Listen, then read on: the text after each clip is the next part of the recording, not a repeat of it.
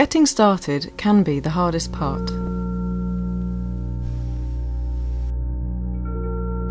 Sometimes when you start a project, you know exactly where you want to go. Imagine that you are in an artist's studio. And sometimes you don't. The hardest part about starting a project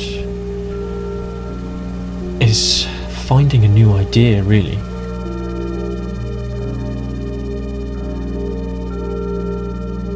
I think the hardest part might be to actually make that first mark. Yeah, the ideas are there, the intention is there, but to actually put paint to canvas or pencil to paper can be a bit daunting sometimes.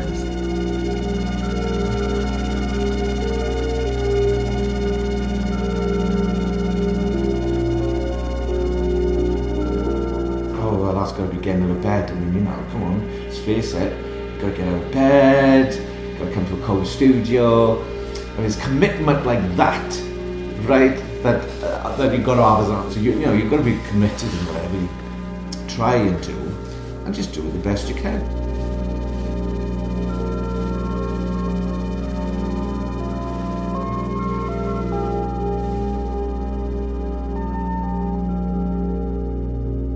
You might find your ideas come from a photograph, a piece of writing, a dream. I like to start by thinking about themes.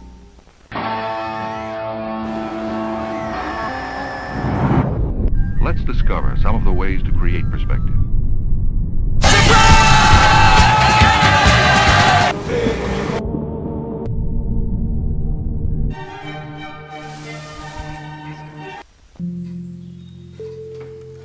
I've chosen a theme that's close to my heart. Home. Home. What is a home? What is a home? A house? Maybe it's a village? A town? A city? Planet Earth. A home isn't just for humans. Animals have homes too. Badgers, insects, birds in their nests. Is it about their environment? A habitat? So where they live and eat, or where they hunt, and where they roam? A habitat. What is a home?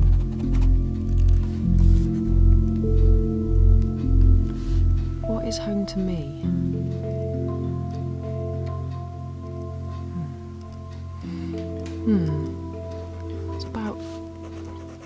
It's about a sense of place and belonging.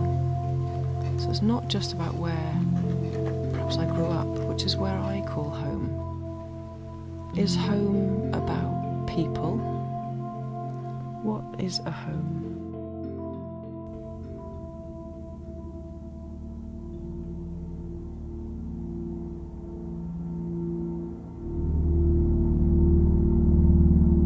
It makes sense to me that I start my primary research by taking photos of my family home, because it's where I grew up.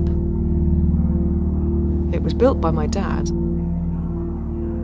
and it was a huge part of my life and my upbringing and my identity.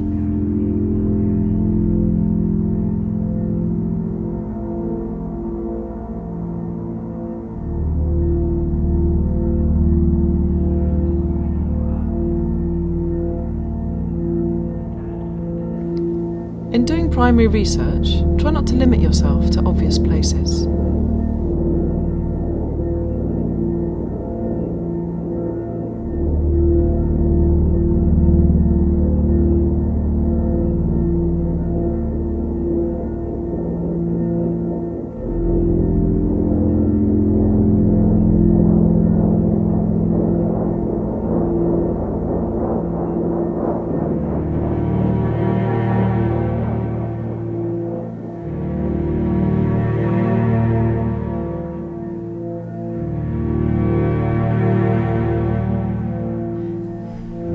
Explore your theme as much as you can by keeping it in your mind wherever you go.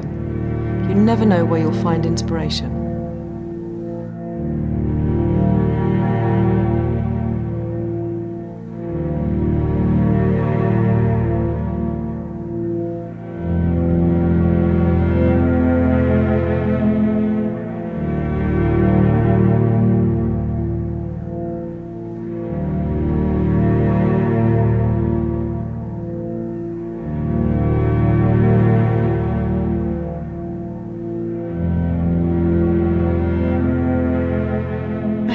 most exciting part and most sort of rewarding part is just the actual physical activity of making that work.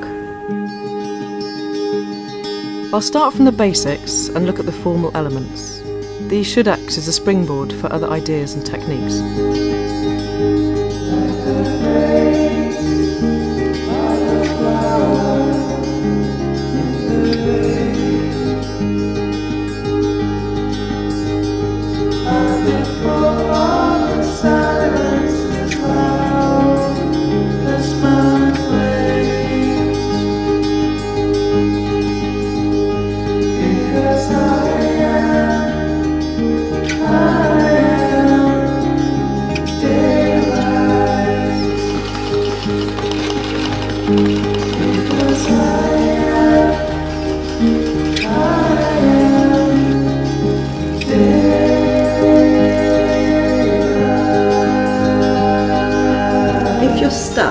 Definitely look at other people's work and discuss it with other people, and don't feel afraid of just making that first mark. And I think a lot of the time your ideas are better than you think they are. I think people can struggle with thinking, well, that's been done before, or that's not much of an idea. It's all been done before, but never by you, never in that moment.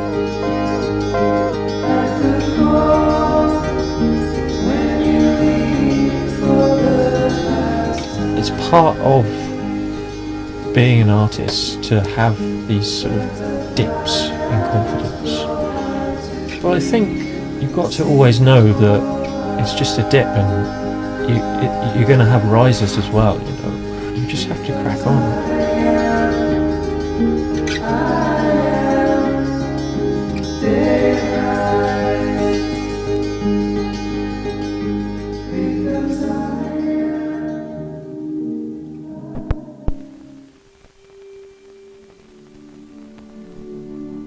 Having explored and experimented with different materials and processes, I'm now going to research a few creative practitioners to find some contextual reference.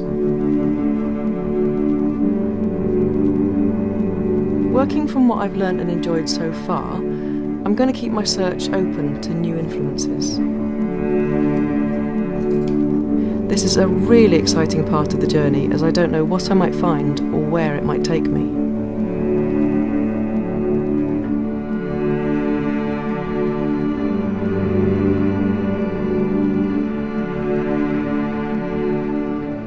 Drawing in some of my earlier thoughts, I'm going to play with materials and concepts found in other people's work.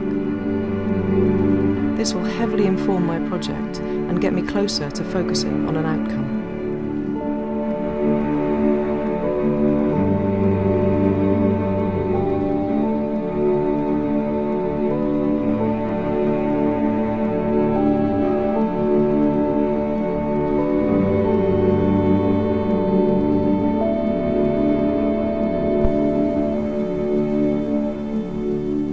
The most rewarding thing about the work that I do is finishing it, I think. I love the monotony of just sitting there in my shed for 4 hours. My feet have turned to blocks of ice, and monotonously putting tape onto my pot to make a beautiful key pattern. Quite a sort of, I find it a battle, really. It's a battle that I like. You know, I sit there kind of toiling and really just kind of, you know, fighting with it, but in a good way. When you finally finish it, you've won. It's rewarding to show your work to other people, and it's really nice to know that perhaps a gallery might want your work, but it's nowhere near just making it and finishing it. You know, that's the pinnacle for me.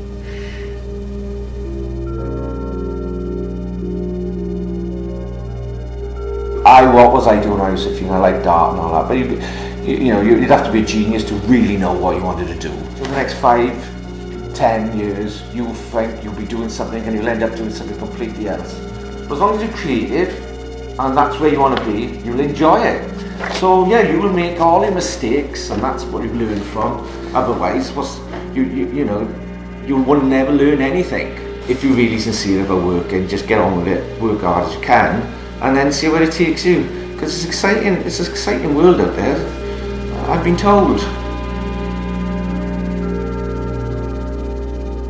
although I've been painting for a long time, I think in this last year my work has matured a lot actually. I think by letting go, my ideas have become more concise. I've always worked very loosely, but I almost didn't know why, but it makes sense now. Things are starting to sort of make sense in my work. Yeah. Finding the end of a piece of work is difficult with this kind of process, but I think with the experience I've got of being a painter, you just sort of know when it's done as well.